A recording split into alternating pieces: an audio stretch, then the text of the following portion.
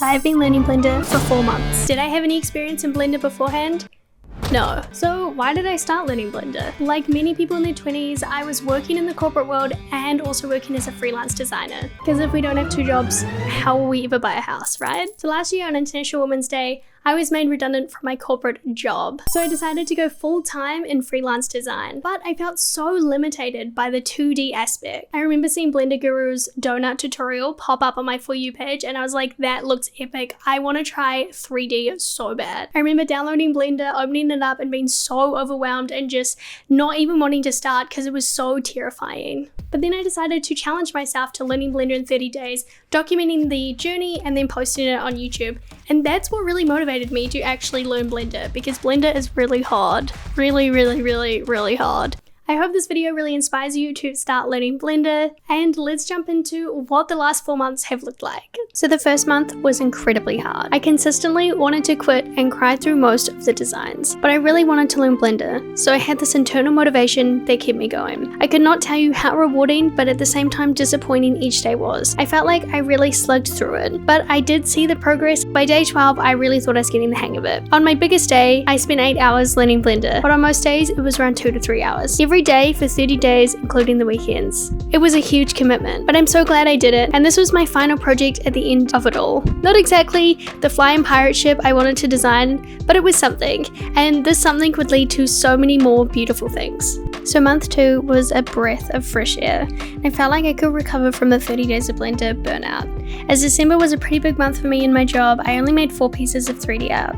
Designing a banner image was the next design I did, and honestly, this built up a lot of my confidence. But looking back, I'm a little embarrassed about how it turned out. The hair is crazy, the face is crazy, but honestly, it's a great representation of my skills in December. This design planted a seed in my brain of me wanting to design my own characters. I created a 3D universe to really test out my hair and snap skills. I think I crashed Blender about 10,000 times doing this. I did not like the hair modifier. This was also the first time I designed an astronaut. This design really created a love for designing space and all things planets. Designing Google for the metaverse was such an interesting design for me. I learned how to use geometry nodes better to create grass, and I also learned how to use keyframes for the animation. I'm not 100% happy with the end result, but I loved the concept and where my heart was.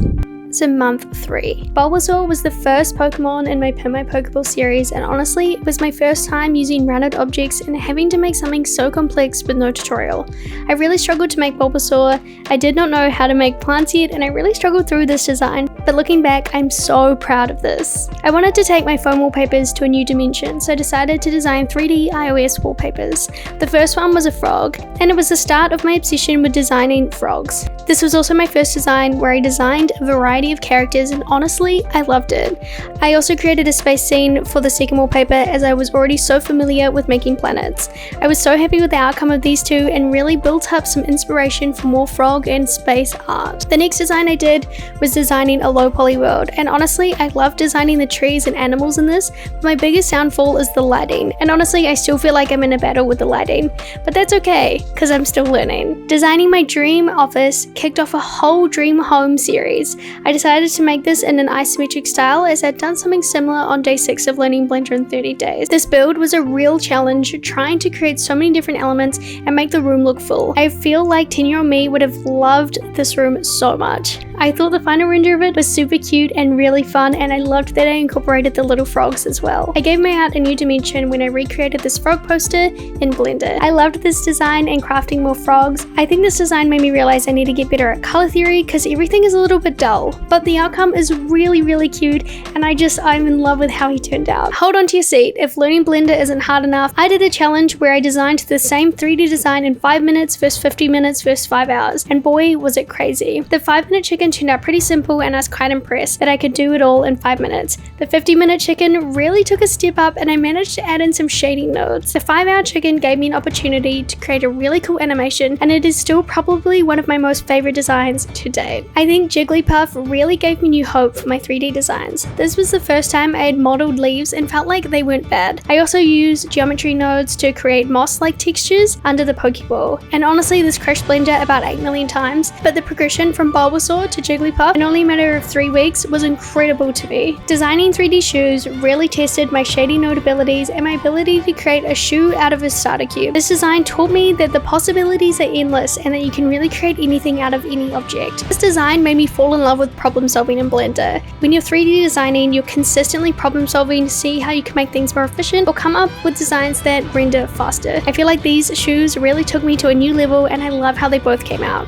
Next, I went to give a new dimension to my ramen art. I really wanted to create an amazing background for this guy and push myself out of my comfort zone.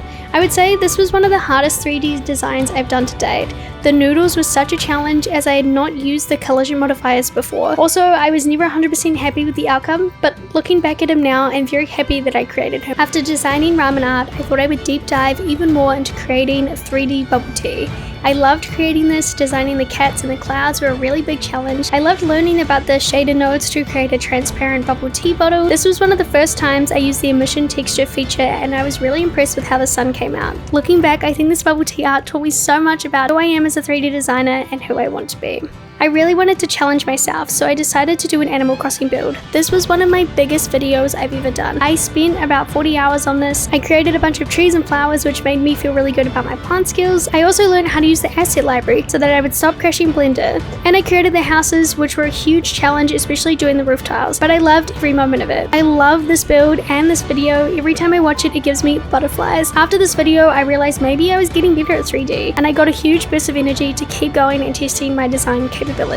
The Turtle Island was a huge challenge. Modeling a turtle was incredibly hard and frustrating. He's not perfect, but I think he's cute. I did love creating the slime characters in this build and giving them a little village so they can live on the turtle's back. I think all in all, this was not as good as my Animal Crossing build, but each week I don't need to get 10 million times better, so it's okay. I really wanted to develop my cute little frogs, so I gave myself an opportunity to do that. I wanted to create frog and chicken characters that could be rigged in the future. I'm so impressed with these guys and I love how they turned out. I feel like they really helped me understand what style I like to design in and where I want to be with my designs in the future. I never thought we'd make it past day 2 learning Blender, but now we're at 4 months and every day I'm surprised. I have so many great ideas for the future, so many other things I want to be learning. I also want to be getting better at modeling and animating, and just there's so many other aspects of Blender I really want to learn. So I'm so excited to watch my 3D skills develop even further. Thank you so much for coming along the journey with me. I've been having so much fun, and I will now see you in the next video.